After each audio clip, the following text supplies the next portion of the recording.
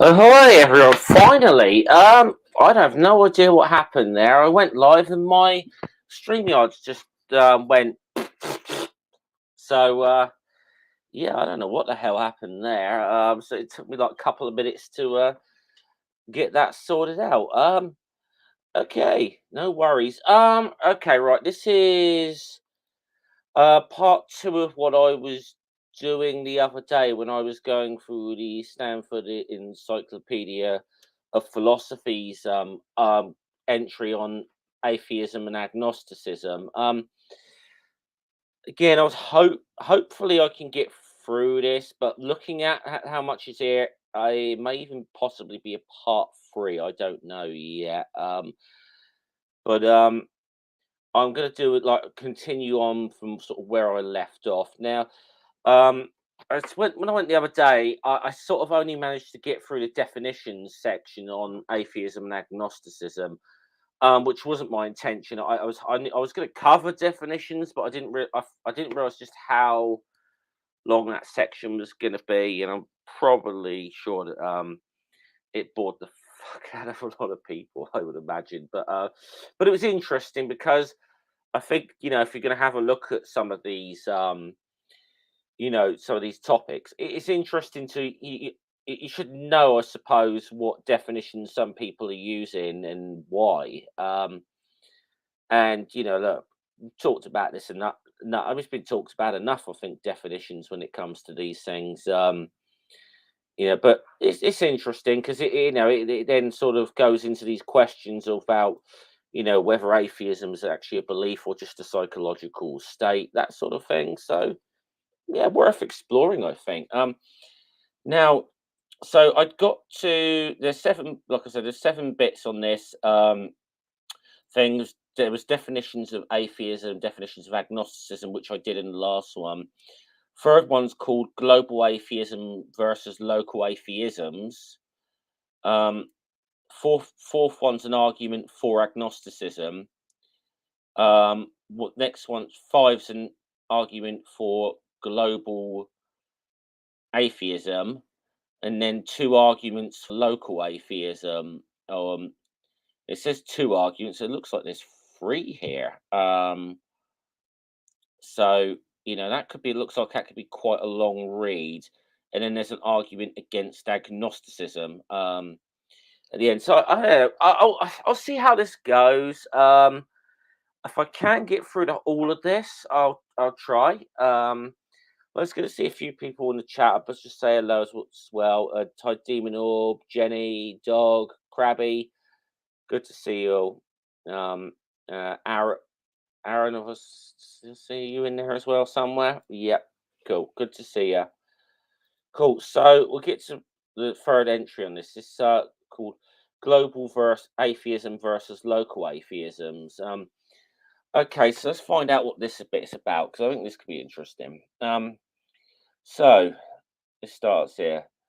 Janine Diller, 2016, points out that just as most theists have a particular concept of God in mind when they assert that God exists, most atheists have a particular concept of God in mind when they assert that God doesn't exist. Indeed, many atheists are only vaguely aware of the variety of concepts of God that there are. For example, there are gods of classical and neoclassical theism. The Anselmian God, for instance, or more modestly, the all-powerful, all-knowing, perfect, good creator God that receives so much attention in contemporary philosophy of religion. So there are also um, there are also the gods of specific Western theistic religions like Christianity, Islam, Judaism,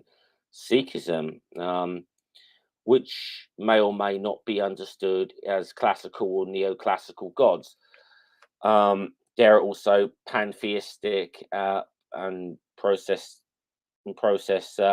theistic gods, as well as a variety of other god concepts, both of Western and non-Western origin, that are largely ignored by even the most well-informed atheists. And that's true enough, I think, because I feel a lot of the time, I mean, maybe just because we're dealing with, you know, uh, because we have a lot of the time because we tend to be dealing with more Abrahamic, concepts of a god or whatever. That there are these other concepts out there. Um,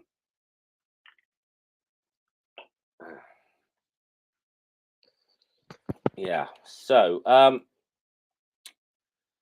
where was I at? Um,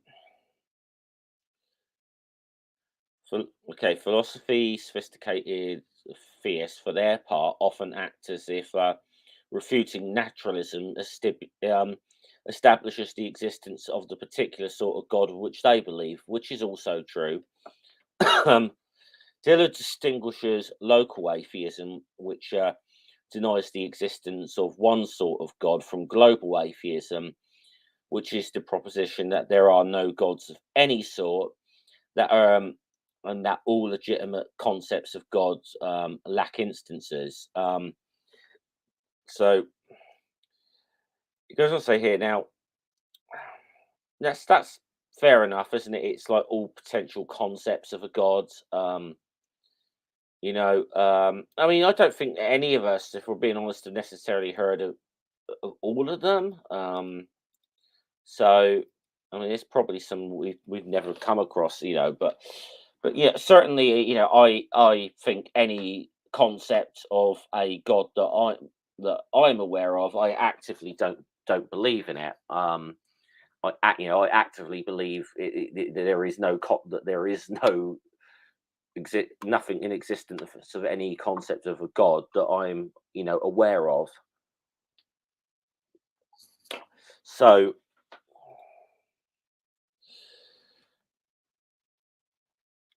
global atheism is a very difficult position to justify. So, to 2016, 1160.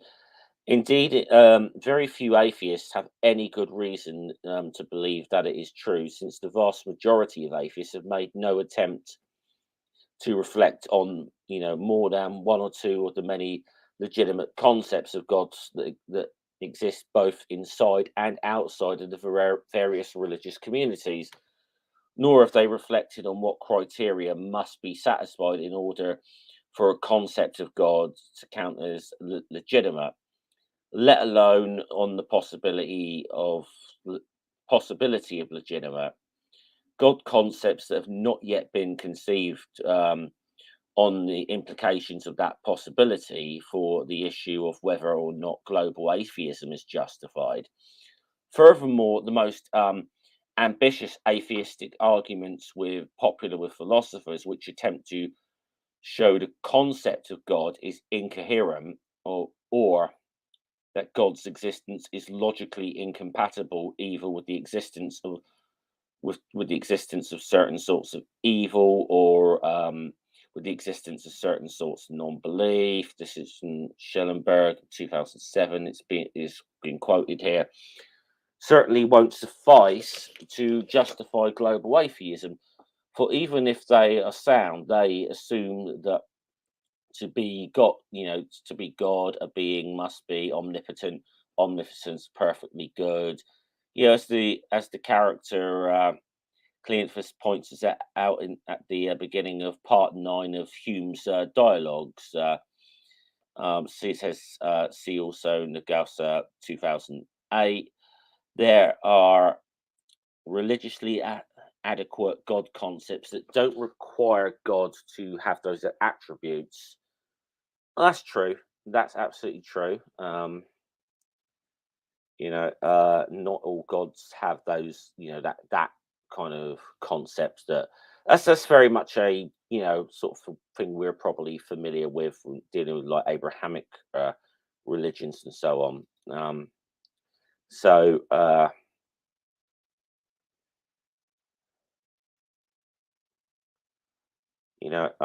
with this, with so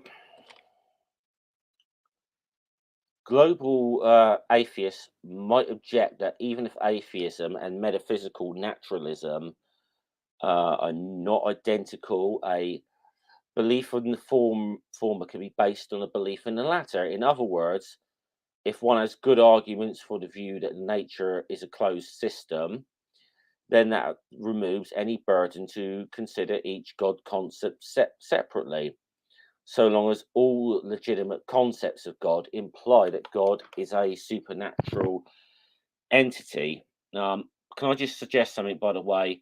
Do not play a drinking game every time I say God in this stream, please. I don't want I don't want anybody to do that. Um, so that is an entirely an entity that is not natural, yet affects nature. Whether or not this strategy for justifying global atheism works depends on whether it is possible to define naturalism narrowly enough to imply the non-existence of all gods, but not so narrowly that convincing arguments can be given for its truth. This is no easy task, especially given recent work on naturalist forms of theism, and it gives a number of examples here. I can't read them all out. I'm sorry. Nor is it obvious that evidential arguments from evil can be extended to cover all legitimate God concepts, though all genuine theisms entail the ultimate reality in what is both aligned with the good and salvific in some forms, religiously adequate sense of or ultimate or self. Why can't I say that word? Self. I'm hate that word. Don't come. Hate that word. I can't. I can never pronounce it. Then perhaps they can. The crucial point, however, is that no one has yet made the case. Okay, I mean, there's obviously a lot about like evidential and things like problems of evil. That's something I'm definitely going to do a stream about at some point. I think it's a very you know uh, that's definitely an argument to that's definitely something I want to cover at some point a bit more is the logical and evidential problems of evil. Okay. Concerning the issue of what exactly counts as a legitimate or religiously adequate concept of God, various approaches might be taken. One general strategy is to identify the religious role or roles that anything deserving of the name or title God must play, and then distinguish legitimate or illegitimate concepts of God depending on whether anything falling under the concept in the question could or would successfully play that role. And again, there's a couple of examples here, Lepoivre and Leftow. There's a couple. Basically there's citations on this all the way through, pretty much. Um, okay, referencing. A second approach, compatible with the first, assumes the plausibility that the word God is a title instead of a proper name, and then asks what qualifications are required to bear that title. From Pike 1970.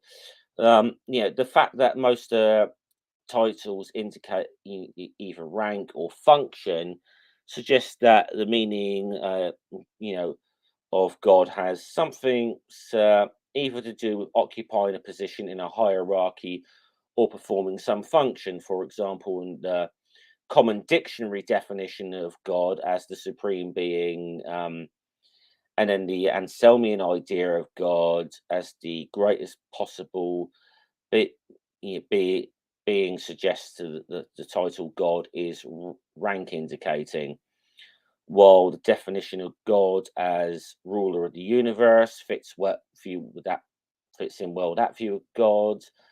Um, fits in well with the view that God is functioning. I don't like some way it's got. There's times in this the way this is written throws me out a bit. I'm going to just be honest with you. Okay, where is it? Okay, fits well with the view that God is function indicating, um, and explains why the ordinary class noun God might be defined as ruler of some part of the universe or some sphere of human activity. So examples it gives here like Neptune, god of sea, Mars, god of war, that sort of thing. Thor, god of thunder. That sort of thing. Um, so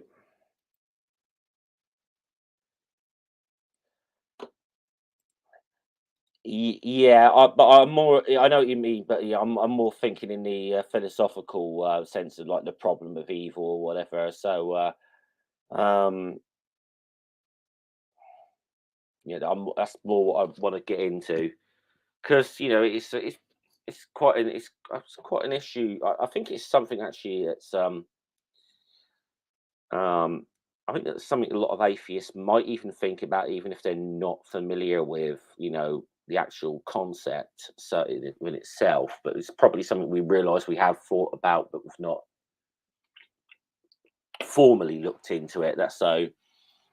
But I'll save that. We'll save that for another time. Okay. So, yeah, a third approach compatible with the first two is to start from the close connection in meaning between God and worship. Worship appears to be essential to theistic religions and thus an essential role that any being must play to qualify for the title God is to be an appropriate object of worship. Indeed, there's a risk of circularity here if worship is defined in terms of the actions and attitudes appropriately directed towards God. It would not be obviously mistaken to claim that being worthy of some form of religious worship is not necessarily for divinity, but sufficient as well, especially if worthiness of worship entails worthiness of allegiance. Of course, forms of worship vary widely from one religion to another, so even if worthiness of worship is the sole defining feature of a god, that doesn't mean that beliefs about what these gods are like won't vary widely from one religion to another. In some religions, especially, but not only, certain Western monotheistic ones, worship involves total devotion and unconditional commitment. To be worthy of that sort of worship, if that is even possible with the pool of potential worships, our autonomous agents, like most adult humans, requires an especially impressive God, though it is controversial whether or not it requires a perfect one. Okay, so this bit's a little longer. Okay. Again, these things are becoming. These things are quite long reading at times. I'm going to be honest. They're sometimes a bit more than I realised. How's my light looking? I'm going to have give me 2 secs, guys. I'm just going to flick the light on in my room because it's getting a bit dark in here.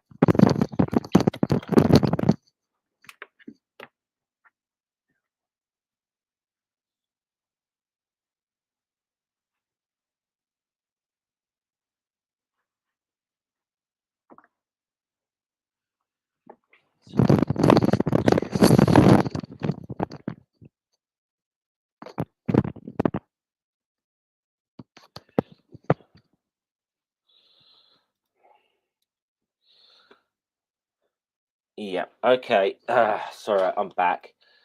I need a bit more light. It's just starting to get a little dark in here, and hopefully that will help me reading this, because I'm not reading this as I'm finding this a bit of a difficult going at times. I'm going to be honest. Okay, if the ambiguity that results from defining God in terms of worthiness of worship is virtuous, then one might be tempted to adopt the following account of global atheism and its opposite, versatile theism. Global atheism, which would be there are no beings worthy of religious worship. Um, Versatile theism, there at least, which states there exists at least one being that is worthy of some kind of form of religious worship. Okay, which is, I suppose, versatile theism would probably, yeah, you know, well, I don't know if you would say that necessarily. Um, it probably would, apply to the monotheistic religions we're used to dealing with. But then, because then they're saying that there is only one God anyway. So, notice on this account of global atheism, the atheist only denies the existence of beings that worthy of worship. Thus, not even a global atheist is committing to the denying the existence of everything that someone has called a god for, a god or god. For example, even if the ancient Egyptians worshipped the sun and regarded it as worthy of worship, the global atheist need not deny the existence of the sun. Instead, the global atheist can claim that the ancient Egyptians were mistaken in thinking of the sun in that way, which is, yeah, and that's which is, of course, we don't deny, of course, we don't deny the existence of the sun. But we don't recognize it as a god, as being a god of any kind. I kind of like that old George Carlin line about that, because it's like when you become a sun worshipper or whatever. He says, well, first of all, I can see the sun. Helps along with the credibility, believability factor when I can see something.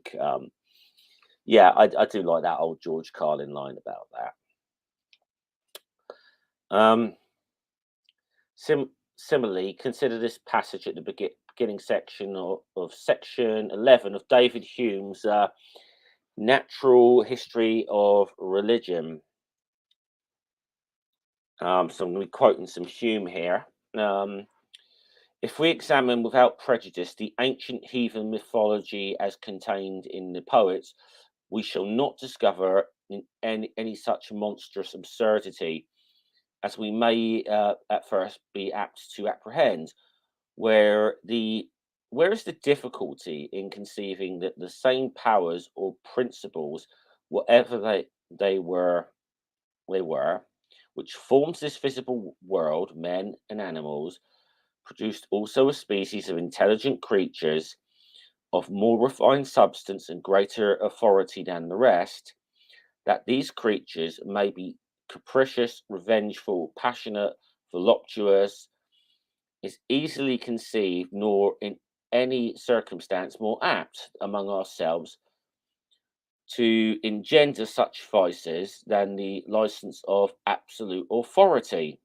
And in short, the whole mythological system is so natural that in the vast variety of planets and worlds contained in this universe, it seems more than probable that somewhere or other it it is really carried into execution. So that's for a quote from David Hume in 1757.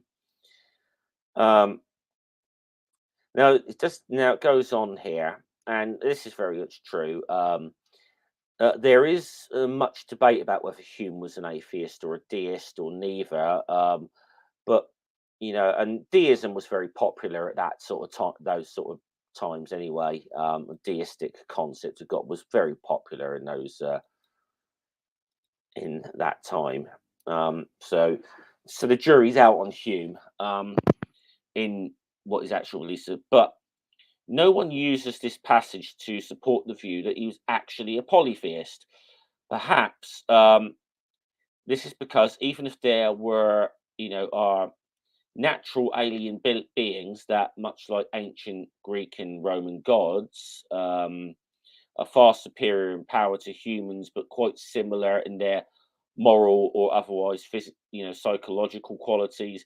Presumably, no one, at least nowadays, would be tempted to regard them as worthy of religious worship. Which is weird because I know a lot of polytheists. I used to be a polytheist myself. But yeah, it's so one possible flaw in the proposed account of global atheism is that it seems to imply overlap between deism and atheism. Of course, it wasn't that long ago when all deists were widely regarded as atheists. These days, however, the term deistic atheist or atheistic deist has a oxymoronic ring to it. Of course, not all deists would count as atheists on the proposed count, but some would, for example, consider a deist to be who believes that while a supernatural person intentionally designed the universe, that deity did not specifically intend for intelligent life to evolve and has no interest whatsoever in the condition or fate of such life. Such a deity would not be worthy of anyone's worship, especially if worthiness of worship entails worthiness of allegiance. And so would arguably not be a theistic God, which implies that an atheist could, on the proposed definition, consistently believe in the existence of such a deity. Perhaps then, global atheism should be defined as the position that both versatile theism and so versatile deism are false. Um, that there are no beings worthy of religious worship, and also no cosmic creators or intelligent designers, whether worthy of worship or allegiance or not. Even this account of global atheism, however, may not be sufficiently inclusive, since there are religious roles that are closely associated with the title God and thus arguably legitimate notions of God that could be played by something that is neither an appropriate object or worship or nor a cosmic designer or creator. So that's quite a bit. That was quite a bit actually to get through that. You know, yeah, I mean, yeah, we know he's, was like I said, we know he was a skeptic and like, was very big in the, as you said, a father of like, philosophical empiricism, which I think a lot of a lot of the sort of the skeptics we know tend to subscribe to empiricism. Sometimes it's just it's definitely not a bad thing to subscribe to.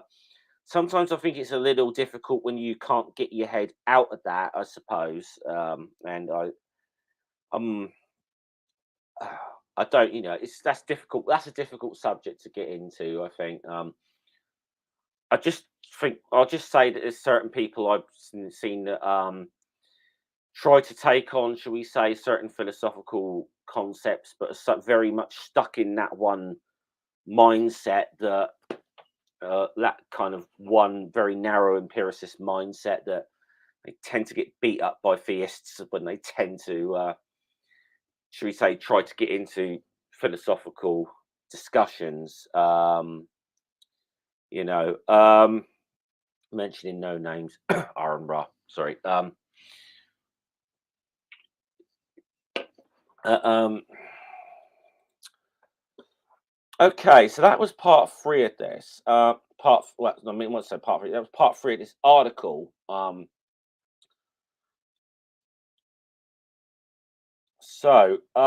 The fourth one. Okay, this is this what I'm going to read back to right now. Reading out now is an argument for agnosticism. And you know, look, if people in the comments going to argue that agnosticism is just the same as atheism, I refer you to go back and watch part one of my stream on this, or read, read why these terms are being used this way. Okay. Um, so this is an argument for agnosticism. According to one relatively modest forms of agnosticism, neither versatile theism nor its denial global atheism is known to be true. So from Robin I can never pronounce his name. Podevin argues for this position as follows. One, there is no firm basis to judge theism or atheism as intrinsically more probable than the other. Two, there is no firm basis upon which to judge that total evidence favors theism or atheism over the other. Okay. It follows from one and two that three, there is no firm basis on which to judge that theism or atheism is more probable than the other. And it follows on follows from three that four, agnosticism is true. Neither theism nor atheism are known to be true.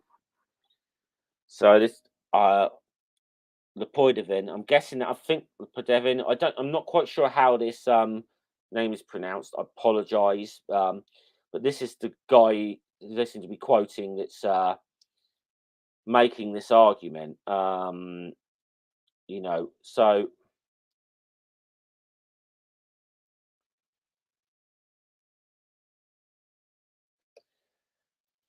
but okay. Sorry, what do you mean? One deals with faith. What are we talking? What are we actually talking about there, dog? Sorry, I'm missing what you're saying. Yeah, no worries, Dave. To be honest, I'm just actually reading out loud something you've probably read 100 times anyway, or maybe you're not updated this, but you know what's in the SEP anyway. I mean, there has been, like I said, the reason it's worth going over this is that there has been a substantial review. I mean, I think Paul Draper's the main editor for this. I think he's quite interesting because I know he's Draper. He's debated William Lane Craig in the.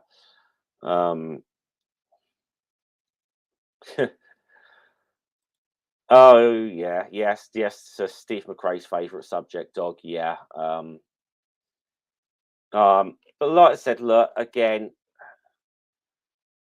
Whether people like that guy or not, and I know a lot of people don't fucking like him and think whatever.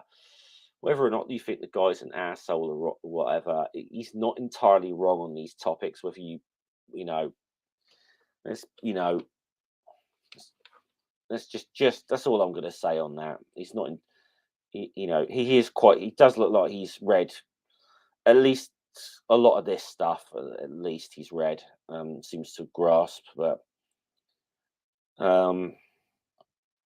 Anyway, let's get back on track because I'm not gonna derail us in that direction. Because the Podevin takes theism in its broadest sense to refer to the proposition that there exists a being that is ultimate and intentional cause of the universe existence and the ultimate source of love and moral knowledge. He doesn't use the term versatile theism, but this would be his account of its meaning. So By the intrinsic probability of a proposition, he means roughly the probability that a proposition has before the evidence starts to come in. This probability depends solely on a priori considerations like the intrinsic features of the content of the proposition. For example, size of that content. He defends that first premise of this argument by stating that while intrinsic probability plausibility depends inversely on the specificity of a claim, the less specific the claim, the more ways there are for it to be true, and so on, and more probable that it is true. It is impossible to show that that versatile theism is more specific or less specific than its denial. This appears to be incomplete. For Lepodevin, never shows the intrinsic probability of a proposition depends only on its specificity, and that there are good reasons to believe that this is not the case. And for example, he cites Swinburne in 2001. Devin could respond, however, that specificity is the only uncontroversial criterion of intrinsic probability, and its lack of consensus on all other criteria that is needed to adequately defend the premise. So, premise one, sorry. Okay. One way to defend the second premise is to review the relevant evidence and argue that it is ambiguous. He actually cites Podevin 2010, and I suppose citing, providing Draper wrote this, of course, citing himself 2002. I know Paul Draper is one of the editors of this. Hi, Claire. Hey, Ox, good to see you.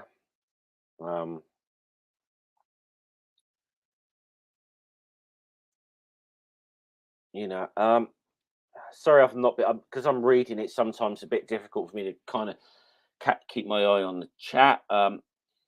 Okay, another way is to point out that atheism, which is just the proposition that theism is false, is compatible with a variety of very different hypotheses, and these hypotheses vary widely in how they and how well they account for the total evidence. Thus, to assess how well atheism accounts for the total evidence, one would have to calculate a weighted average on how well these different atheistic hypotheses account for the total evidence, where the weights would be in different intrinsic probabilities of each of these atheistic hypotheses. That was a mouthful. This task seems prohibitively difficult, and in any case has not been attempted, which supports the claim that there is no firm basis upon which to judge whether the total evidence supports theism or atheism. Let me catch my breath for reading the next paragraph. So-called reformed epistemologists, for example, Plantinga, might challenge the second premise of the argument on the grounds that many beliefs about God, like many beliefs about the past, are properly basic, a result of the basic cognitive faculty known as the sensus divinitatis. Why do they put all this stuff in Latin just to make themselves sound more intelligent?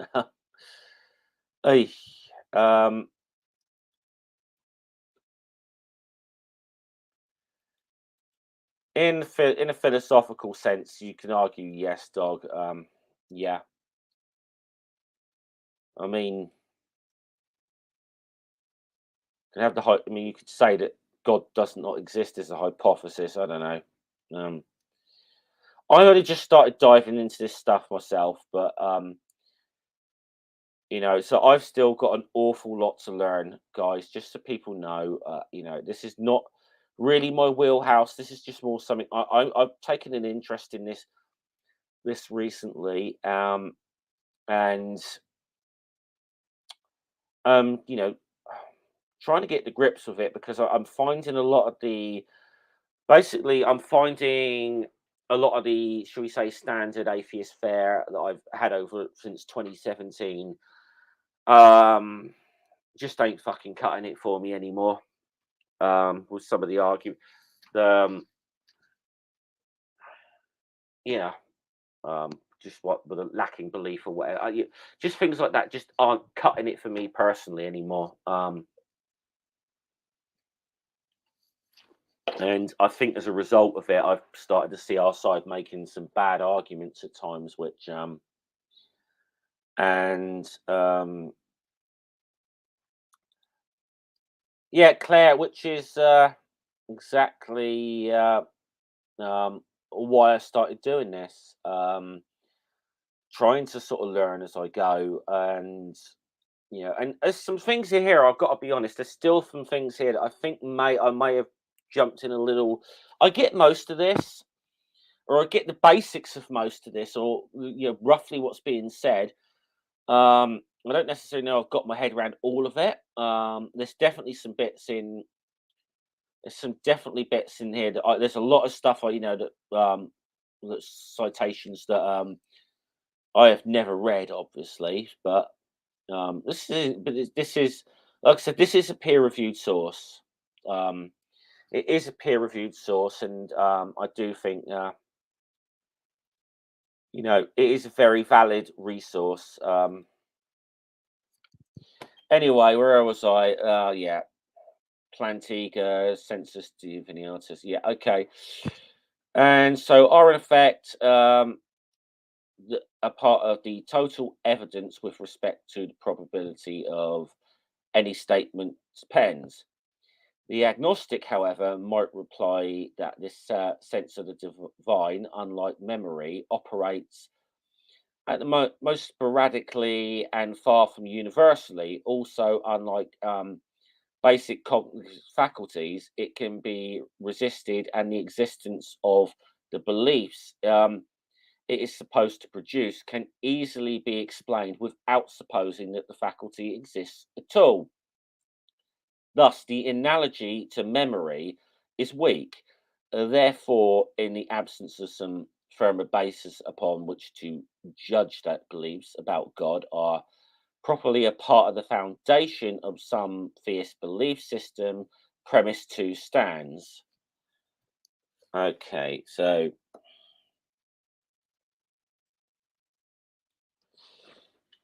this is the next one. Okay, next next paragraph. Of course, even if the two premises of Podevins' argument are true, it doesn't follow that the argument is a good one. For the argument also contains two inferences from steps 1 and 2 to steps 3, and then obviously to step 4. Neither of which is obviously correct.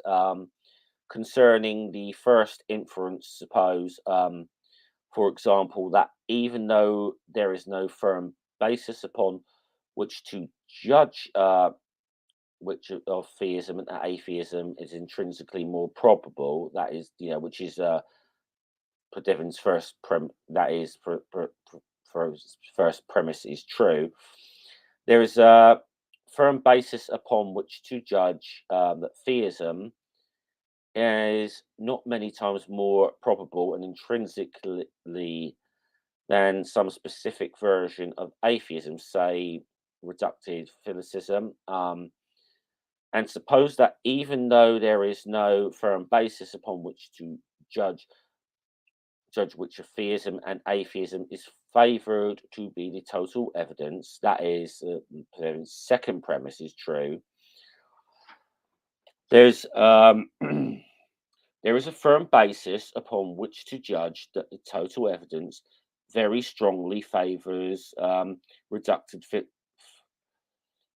physialism over theism, um, in the sense that this is um, essentially very many more times probable, giving reductive physicism is given than theism. Then it follows that both its premises are true and yet three is false. There's a firm basis that includes Odd's version of like Bayes' theorem applied to theism, and reductive philosophism instead of to the theism and atheism. Okay, sorry, this is a bit of a mouthful. This is a bit I'm probably going to have to go back and read this whole paragraph again, honestly, because I'm not doing it on stream, but that's something I'm going to have to. Brett, I've got no interest in debating you. I'm sorry. I'm sorry. I've got no interest in even talking to you. You're welcome to stay in the chat, but we ain't going to be debating, sunshine. Not happening.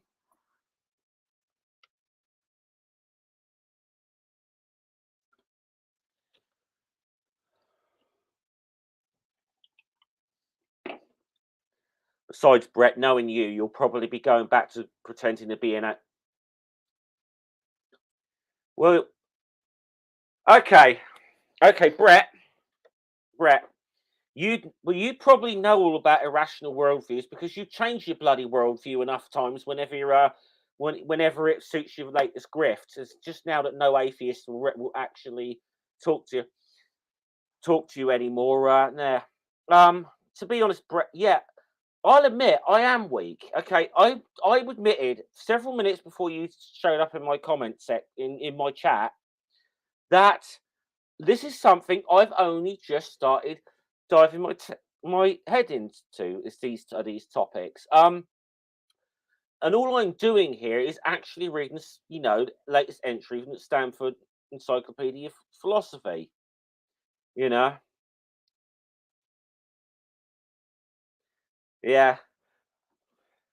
It's good to see. It's good to see you about though, Mr. Manatee. There, there's nothing I'd love to. Yeah, there's really nothing I'd love to do more than have a debate with you while you're laying on your bed and in whatever and doing all that shit. Brett, fuck off. Honestly, just fuck off. I'm not interested in talking to you. You can let him go in the chat, people, and don't time him out, mods, unless he goes completely over the line. But no, Brett, I'm not interested. I'm not interested in talking to you.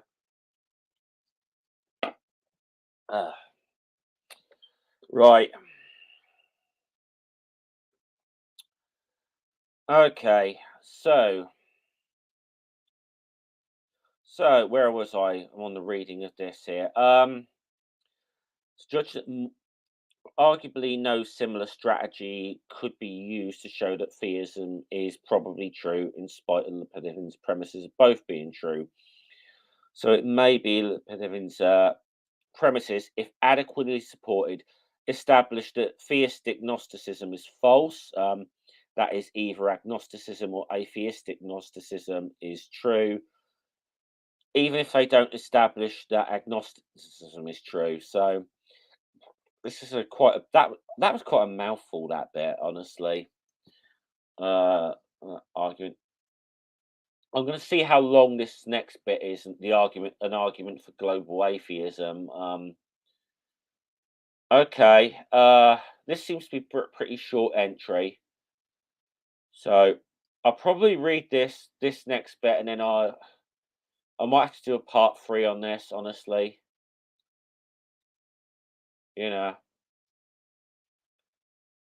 Brett, I don't. First of all, listen. I don't care how many people are watching me right now. I just do this as a hobby. Okay, I'm not trying to grift off people on YouTube like you've done for years now. I'm not interested. And as I said, Brett, I've got no interest in coming on your channel, on your show. I really have not. I've no interest in talking to you. In all honesty, that's just sorry. I've no interest, Brett.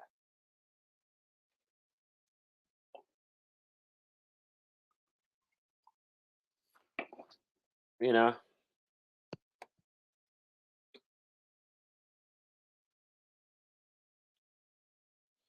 where was I?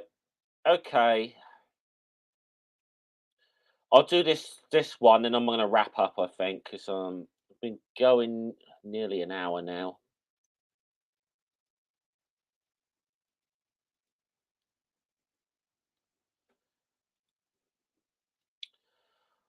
Almost all well-known arguments for atheism are arguments for a particular version of local atheism. One possible exception to this rule is an argument recently made by some new atheists, although it is not invented by them. Gary Gutting, 2013, calls this argument the no arguments argument for atheism.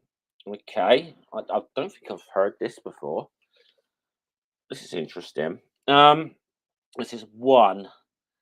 The absence of good reasons to believe that God exists is itself a good reason to believe that God does not exist.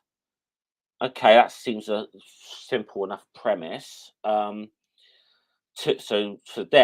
two, there is no good reason to believe that God exists. So if it follows from one and two, what premises one and two, there is good reason to believe that God does not exist. Okay, so that's a very simple premise. Now I'm assuming Draper is going to break this down for us a bit. So, Brett, I'm not interested. That's that simple. I'm not interested in talking to you. You know,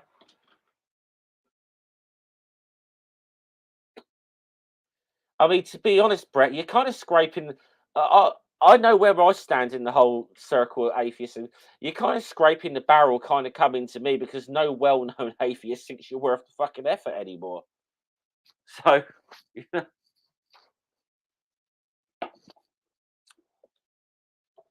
right, let's be. I'm going to get on this. I'm not letting Brett Keane fucking derail what's left of this stream. Notice the obvious relevance of this argument to agnosticism. Okay. According to one prominent member of the agnosticism family, we have no good reason to believe that God exists and no good reason to believe God does not exist. Okay. So clearly, if the first premise of this argument is true, then this version of agnosticism is false. Okay, simple enough.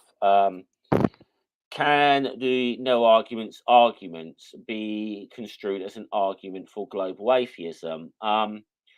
One might object that it is not, strictly speaking, any sort of argument for atheism, since its conclusion is not that atheism is true, but instead that there is good reason to believe that atheism is true. Um, but that's just a quibble. Ultimately, whether this argument can be used to defend the position of global atheism depends on how well its first premise is defended. So I think this is very kind of good because I think Draper is not just giving the argument here, but also giving some of the flaws in these arguments, which I think is helpful as well.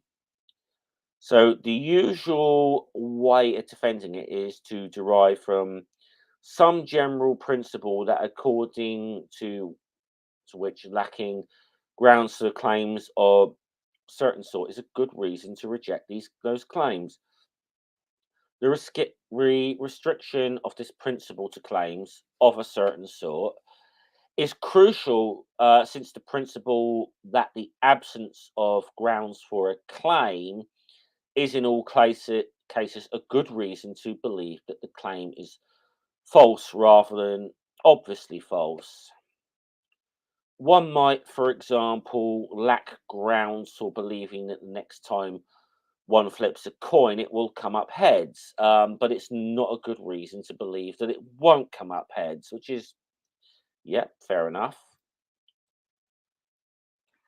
Okay, a more promising approach restricts the principle to existence claims, thereby turning it into a version of Occam's razor. According to this version, the principle, the absence of the grounds of supporting a positive existential statement like God exists, however, God is understood, is a good reason to believe that the statement is false. That's McLaughlin 1984 is the citation on that. One objection to this principle is not every sort of thing is such that if it existed, then we would likely have good reason to believe that it exists. Consider, for example, intelligent life in distant galaxies. This, so Morris, 1985. Sorry, I'd like to do the citations whenever I can.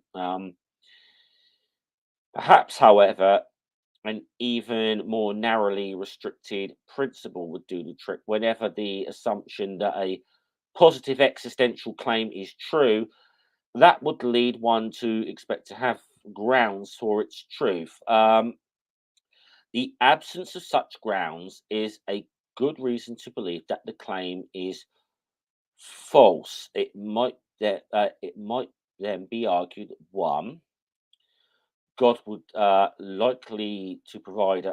be likely to provide us with convincing evidence of his or her existence, and so two, um, the absence of such evidence is a good reason to believe that God does not exist. This transforms the no arguments argument into an argument from divine hiddenness. Okay. It also transforms it into an probably best argument for local atheism, since even the god of, say, classical theism would not hide not all legitimate god concepts are such a thing of being instantiating concept would be likely to provide us with convincing evidence of its existence. Okay. I've been going about almost an hour now, so I'm probably going to start wrapping up. There's more to read. I'm going to have to do a part three, I think, on this because there's um there's some argument. This the only things left in this entry to cover. There's several arguments for forms of local atheism, and then a case against agnosticism. But that, oh my word, that looks like it's going to be a lot of reading too. So I think it's probably best I start wrapping this up, and I'm going to do a part three. Um, okay. Yeah. Okay. Doke. Yeah. It's okay. I'm probably going to wrap this up shortly. I was not expecting the manatee to show up in the chat. I must admit.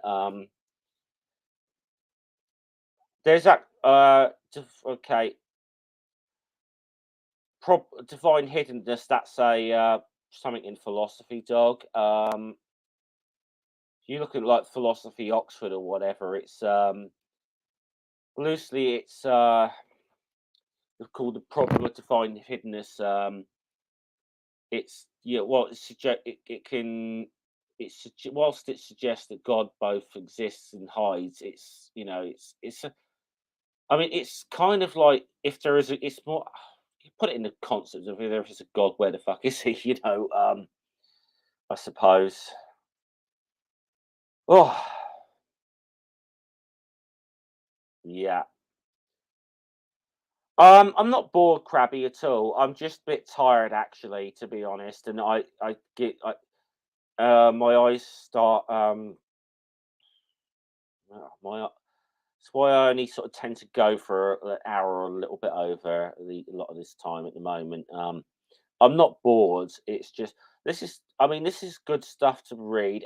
There are bits of this because I'm reading through this as I go. There are bits of this I'm going to have to go back and read through again, and then read the citations because there are bits of this I don't get. I'm going to be honest about this. Bits of this I just don't get, and I'm going to have to go back and try and. Oh, the troll. Oh, this is Brett Keane. That's Brett Keane, Krabby. He's like a long-standing. He's a long-standing, well-known grifter. The manatee, he's nicknamed. I forgot he existed. Yeah, I forgot he even existed. But he's I don't know. I think he's been an atheist to Christian, went back to being an atheist, was a Christian. I've lost count of it, to be honest. But you know, guy's a fun. You know, guy's a bit of a. I'm not going to say legends on the internet, but more. Let's just say well known. He's well. He's got an intro on Wikitubia. Let's put it that way.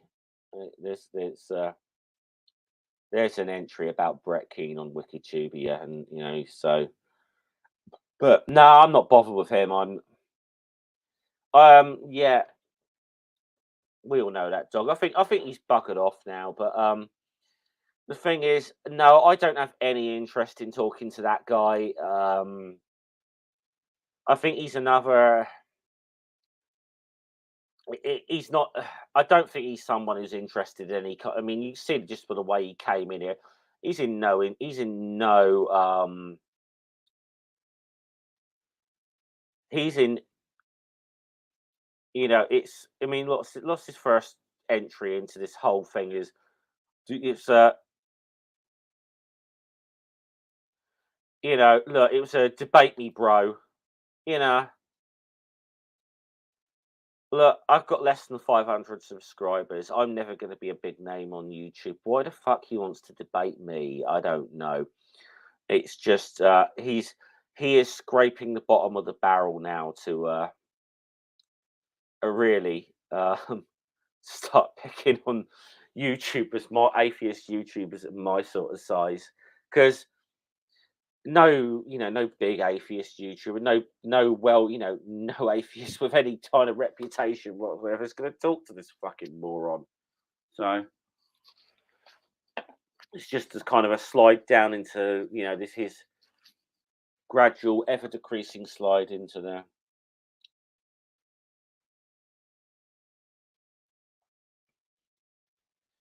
Yeah, well, again, dog, I'm going to tell you now. G-Man is someone that I've got no interest in G-Man whatsoever. I have even less fucking interest in people like Shani and Rev. I don't even understand. Honestly, I mean, even though there's people that I like on a personal level, who do some very good content that occasionally cover them, but I don't even get some of the atheist YouTubers, honestly, that spend time covering G-Man, Shani, and Rev and all that. I just, I don't see the appeal of it. I don't. I think that's they're fucking low hanging fruit, and it's. I don't even understand the appeal of covering people like that, honestly. But you know, uh, hey, if people get some sort of weird kind of reality TV thing out of it, knock themselves out. They want, people want to do commentary on it, knock yourselves out. But personally, I don't get it, and I'm not interested in it. So, and to be honest, it's kind of how I feel about Brett Keane, in all honesty. So, but yeah, thanks for showing up and paying me some attention, Brett. Right. I think I'm done. I'll do a part three because this has taken me a lot. This whole thing has taken me quite a while to read. Sorry about the beginning of this stream. There was some sort of technical issues. You know, um,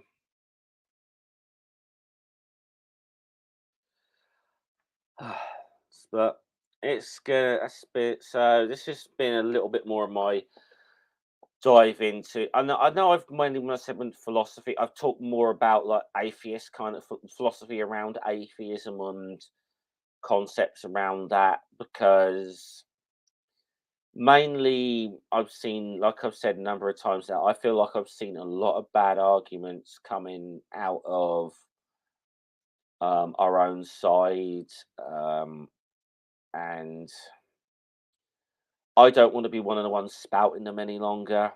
So you know, so I want to learn some better arguments, and yeah, I'm going to trip up or whatever at times, and just trying to learn this stuff. But anyway, have a good evening, folks. This has been Jeff, aka God the Suck Gummer. I'll see you guys all later. Salute.